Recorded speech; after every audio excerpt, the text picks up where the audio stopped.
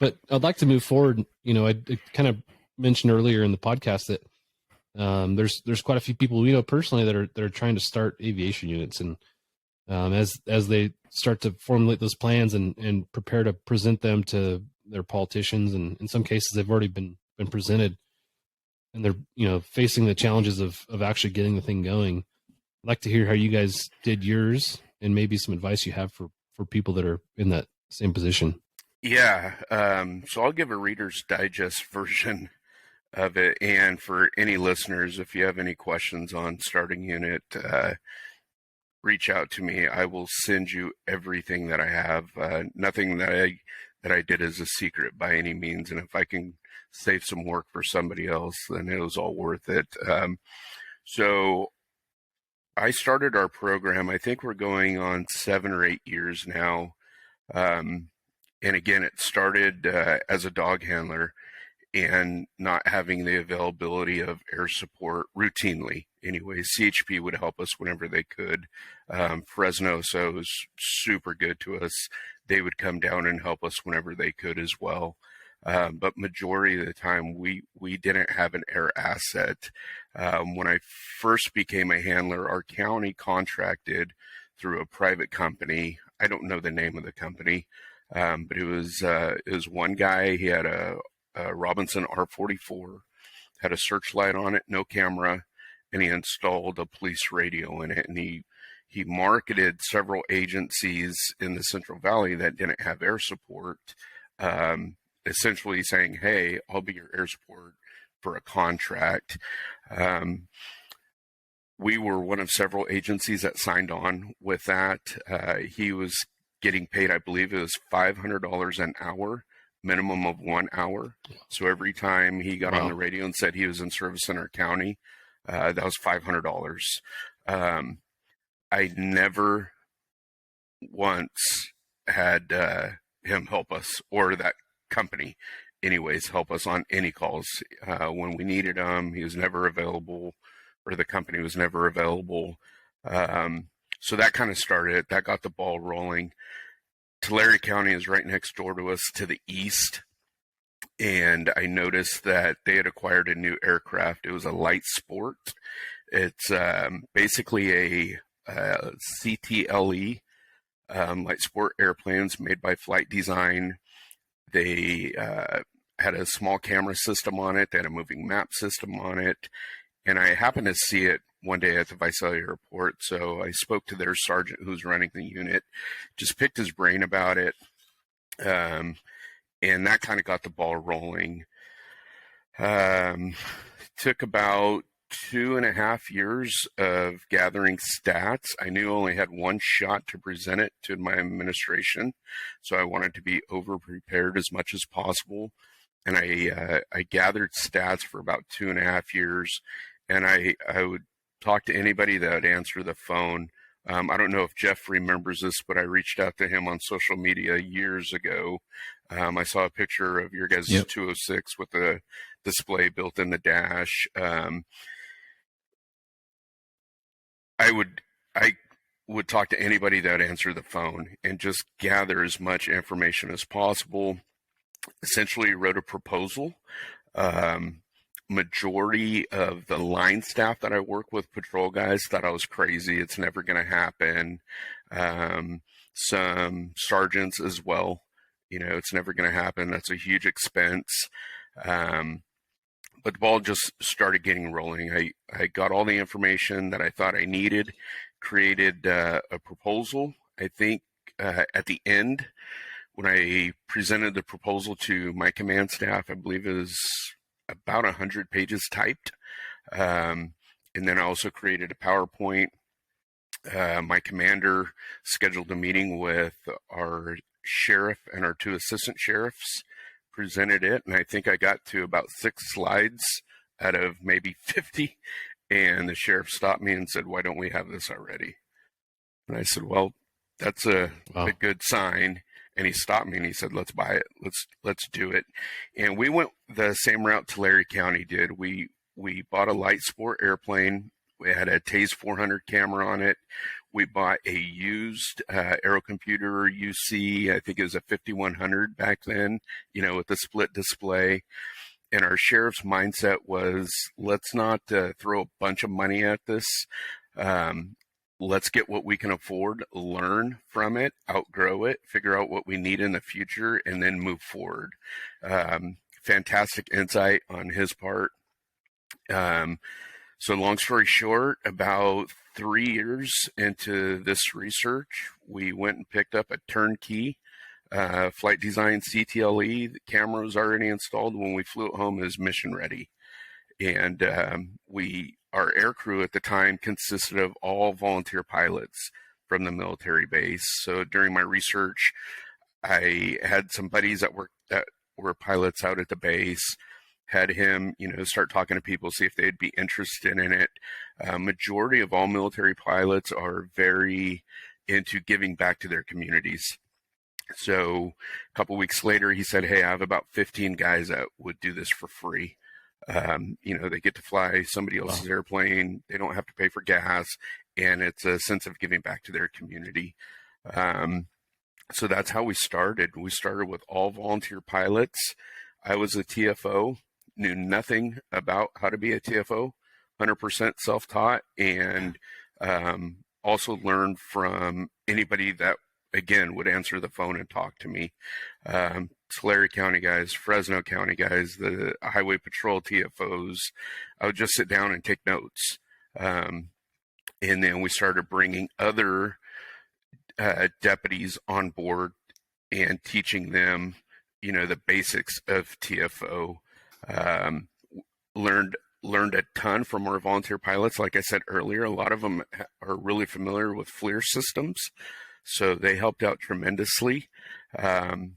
We had that airplane for, I want to say 4 years, and then we simply outgrew it.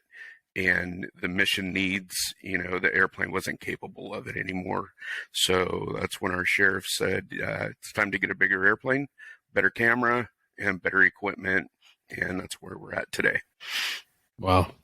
A really innovative sheriff you've got to think in that way, Our command staff has been 100% supportive of it.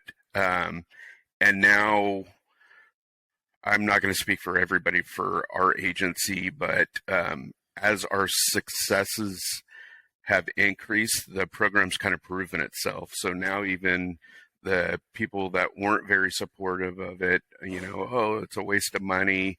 Now those guys are, hey, are you guys flying tomorrow? We're going to go, look for this guy that has a warrant. Can you fly overhead before we get there and give us, live intel? But I didn't run into any resistance from our sheriff down. Very supportive and very understanding of what the capabilities of an air asset are. Yeah, that's huge. I feel like most times you're finding the resistance politically. I mean, usually it's political or financial. Usually the roadblocks are the two combined. Yeah. But the fact that your sheriff basically said, no, let's do both. Like that's great. Yes. So part of when I was doing all of the research, I sat down with our then fiscal analyst and said, hey, this is about how much money it's going to cost. Where can I find it? And she pointed me in, to grants and gave me essentially a list of all these different grants that we could use to fund it. And if I'm not mistaken, to this day, we haven't spent $1 out of our general fund for our air support unit, just because we've pulled money from asset forfeiture, Homeland Security grants, various grants that our agency receives. Well, that's huge. I think that's the obstacle that most people probably face is the financial side, right? But your point, just that grants alone and asset forfeiture and those resources can really fill the gap, and or you might have an expensive program. It could be, pennies on the dollar at the end of the day because of those resources. So yeah, I encourage anybody who's, planning to pitch a program to reach out to Jerry and ask, that's the one thing, and I think it's been a common theme that Jeff and I have found is, this industry, there's no secrets. And I think, Jerry, you said the same thing. Everybody's more than happy to share their resources and share their successes. There's nothing hidden, which is great. It is. And it's one facet of law enforcement that I can say everyone that I've spoken to has kind of welcomed me with open arms. On SWAT, you have a bunch of A-type personalities. There's a lot of secrets that other agencies don't want to share. Eric and I both experience it as canine handlers, where some, and no fault of their own, some people can be a little standoffish. But with the aviation, not only in law enforcement, but in general aviation as well, it's a whole separate community. Nobody ever told me no. Nobody refused a meeting with me. If anything, there's numerous people.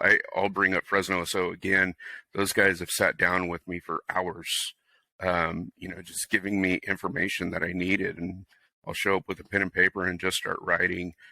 Tremendous people in the law enforcement aviation community. Yeah, like you said, I still can't believe that Rob Stett came from Fresno Sheriff's Department, considering how great those guys are. But I'm always kidding. Yeah, I love Rob. But no, they did the same thing for us when we were in the process of obtaining our 206. We reached out to them and they brought the 206 down. We flew with them. We went up over our city and got to see how they operated with their camera system and all of that. And, it's, again, you hit the nail on the head. I mean, aviation guys, one, there's nothing proprietary about what we're doing, right? Especially when you're sharing it amongst other law enforcement aviators, there's some tactics and techniques and stuff that we don't want to share with the general public. But when it comes to fellow law enforcement aviators, we're more than willing to share that stuff because it's just going to make us all better. And, there is no, secrets and whatnot. So I just love the aviation community as a whole, and especially absolutely. Airborne law enforcement. I think, I can call right now and call, anywhere across the country and pick up the phone and be like, hey man, I'm a, law enforcement aviator from the, Riverside PD. And next thing you know, I'm in New York City and I'm, hanging out with their aviation guys and just having a great time.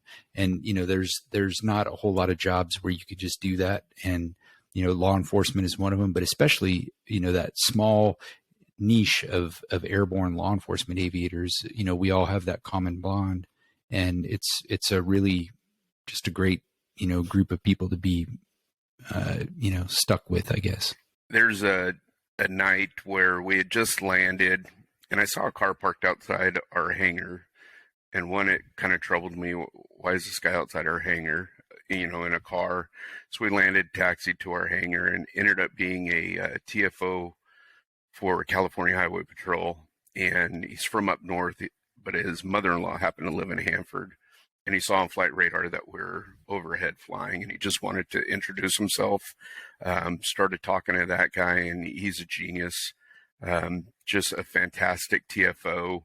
So we spoke for about an hour, and he was like, hey, if you guys aren't doing anything next weekend, I'll come down and I'll teach a TFO class for you guys, 100% free. Give me a cup of coffee. So the following weekend, he showed up, and all of the TFOs were here, didn't charge us a dime, nothing, and taught about a 2.5 hour class with videos. And that's what I've experienced, especially in the law enforcement aviation community. Everyone's willing to help. Yeah. There's definitely nothing like it, at least in law enforcement. Going back to your research that you'd done when you were planning to pitch your unit, can you talk about the cost benefit analysis that you found between fixed wing and the rotary wing? I know there's a big advantage to the fixed wing. What did you find there? Yeah, so I pursued both ideas, and I leaned immediately towards fixed wing just because of the cost of this light sport airplane. Out the door, brand new, off the showroom floor, essentially it was $100,000. And I knew we couldn't, touch even an old OH-58 for $100,000. So I wanted to be as conservative as possible, but still mission capable. When I started looking at the costs associated with helicopters, I wasn't certain that our administration would be able to afford it. Essentially, we're a small county. So I wanted to get our foot in the door with aviation, and I found that fixed wing was more affordable when it comes to maintenance, when it comes to fuel costs. Our first airplane, that Light Sport, we're burning 3.5 gallons an hour. Where I have no idea what an MD burns, per hour. But when I penciled maintenance, upkeep, fuel, insurance, everything leaned more towards the fixed wing side. And another thing that was, forefront in my thoughts was Kings County's never had an airborne law enforcement or an air support unit anyways. And I was worried about noise complaints because we're very small cities, and we don't have a whole lot of helicopter traffic throughout our county. So I thought, just to avoid that argument initially, let's just stay with the fixed wing side of it and pursue that route, essentially. That's a great point, because the constituents of the county ultimately would end up complaining, right, for the noise abatement, noise issues to the board of supervisors for the county, and yes, that's going to roll downhill and would become the roadblock that ultimately sunk the ship, as far as aviation goes. And so that was really smart to do that. So obviously I'm a helicopter guy. I love helicopters for a whole host of reasons. But I feel like, if I were to construct like the perfect fleet, it'd be a mixture of helicopters, airplanes, fixed wing airplanes, and then also some drone stuff, to kind of capture every aspect of that. If money wasn't an issue, but the airplane, and Jeff can talk a lot about this as well. You guys are able to fly at altitudes where the bad guys don't even know you're up, and the level of covert surveillance that you're able to employ on these guys is pretty amazing. Can you talk about that in your experience? Yes. For me or Jerry? So like I said earlier, typically we fly between... Go ahead, Jerry. Typically we fly between 4,500 and 6,500 feet. Most people can't hear us during the day. You can't see us. And I think that's extremely beneficial for us, again, for surveillance aspect of it, but also when the suspect doesn't know that there's an aircraft overhead, we have found that typically they will continue to try to escape, especially if they're on foot. They're going to continue to run. They're not going to hunker down and try to hide if they hear a helicopter per se. So we have a lot of captures where the suspect had no idea we were overhead, no idea whatsoever, which allowed them to continue to move, essentially. And that's what got them caught, was we were able to see them running where they didn't hunker down in a shed or under, bushes when they hear the helicopter. So that, going back, like you said, if best of both worlds, there's things that the fixed wing can't do that helicopters are great at. We have a lot of orchards in our county, and it is super hard to search. And Eric can attest to it, but it's super hard to search orchards from 4,500 feet to 6,500 feet because we can't penetrate the canopy of the trees, like walnut tree or almond trees, pistachio trees. Whereas a helicopter, come in, you can come lower, you have the searchlight, you have camera system, and at a lower altitude you can see in between the rows of the trees, where at 6,500 feet it just looks like a big green bush, for acres and acres and acres.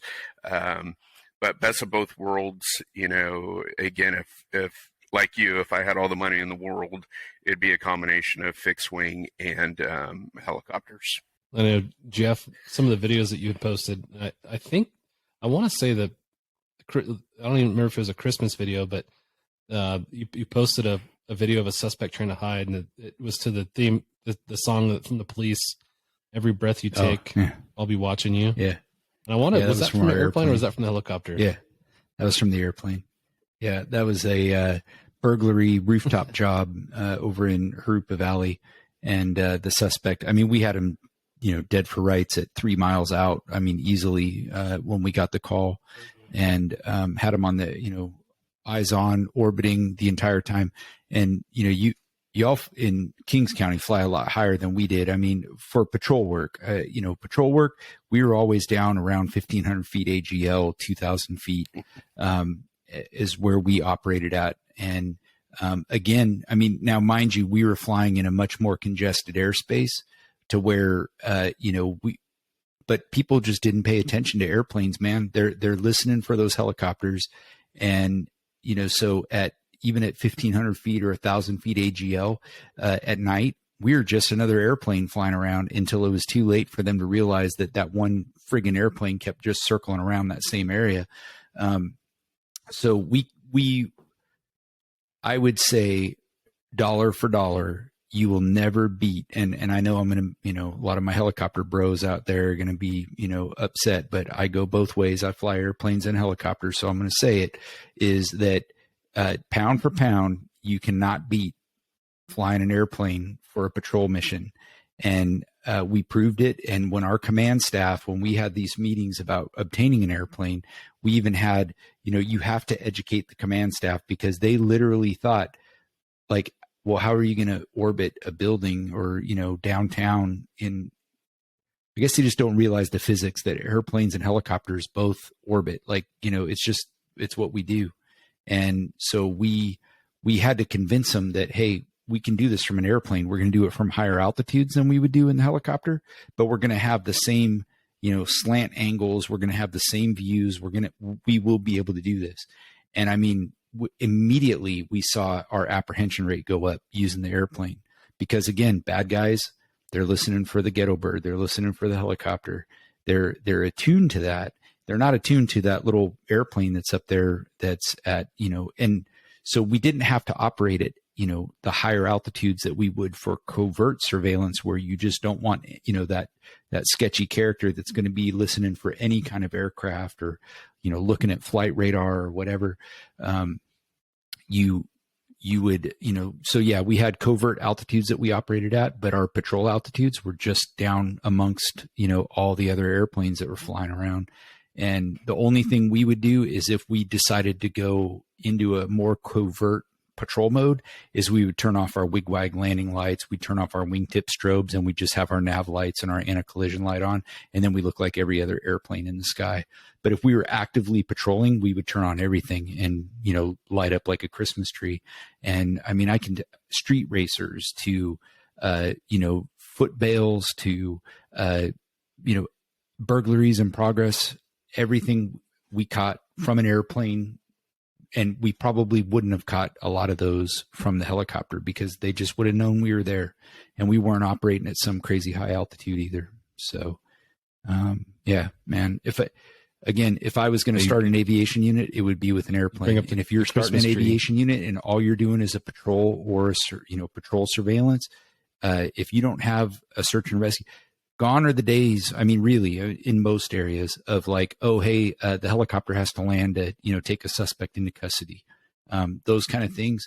I think if you're starting an aviation unit today and your focus is going to be patrol work and surveillance, or just patrol work, or do it from an airplane, and you will save yourself a ton of money. I think the only negative, or one of a negative aspect of fixed wing is, again, because of the altitudes that we fly at, we're not really a show of force, essentially. So people don't see us. There's a few months ago, I think our county had, and Eric can correct me if I'm wrong, I think it was 6 shootings, 2 murders within like 11 hours. Wow. So it was just retaliation after retaliation. We were flying and saw there's a very target-rich one neighborhood in particular where a lot of these shootings were happening. Eric and I were flying and just saw several people gathering at a couple homes in this neighborhood, and we knew that there was going to be another shooting. So luckily for us, Fresno SO was up flying. So I reached out to those guys and said, hey, do you mind? They're right next door to us as well. So do you mind flying over this neighborhood and just lighting everything up with your searchlight? And Eric and I were watching it from 6,500 feet, and Fresno SO made about 2 passes in their helicopter spotlighting backyards. Everybody either went in the house, they got in cars, they drove away. We didn't have another shooting that night.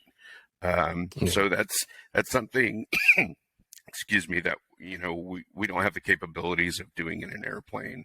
But it let all the bad guys know that night that, hey, the ghetto bird's in town. Let's stop doing what we're doing.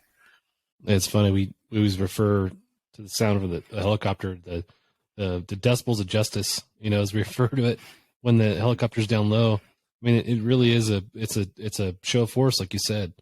And then the spotlight we call the lumens of justice. It's Yes. the same thing. Yes. It provides just this again, show of force that is hard to get from anything else. A drone's not going to do that. An airplane's not going to do that. Right. A helicopter's the tool that makes that happen. And from a visibility standpoint, that's huge. I think for our city, it's been a great tool, just in crime prevention alone. And those are things that are hard to prove, right? Like if it's not reported, it didn't happen. So Absolutely. How do you track the crimes that were prevented just from the lumens of justice or decibels of justice? Absolutely. But when it comes to stat keeping, you guys are proving your worth just based on what you're doing from altitude. And again, Jeff can speak to that, and I can as well, just from my observations. It's a great resource and great tool to have. So again, going back to a perfect fleet. And if I could have a combination of helicopters, airplanes, and drones, that'd be huge. Yep. And can I throw one thing out there?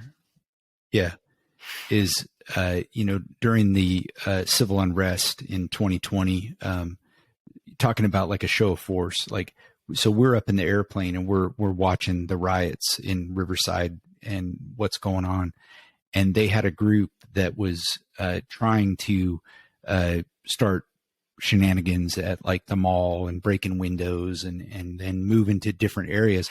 Well, the best part is that we had like, I shit you not, it was like 5 officers, man, that were like tailing this group of people. But every time they would bail and go to a different area of the city, those same 3 or 4 cops, whatever it was, would show up. Well, it made it look as though our entire city was just infested with cops because we were up above in the airplane and these idiots had no idea we were there, and we would just follow them from one area to the other. And then as soon as they would, congregate in another area, these cops would roll in, and it was the same cops. And it was just, we just kept doing it all throughout the night until finally they were like, screw it, let's go somewhere else because Riverside is just way too hot. And they had no clue that it was just these same, couple of officers that just kept following them from, spot to spot. So there are ways to project that. And there are ways, again, like when we were in patrol and mode and we wanted people to know we were there, we could make them know that we were there.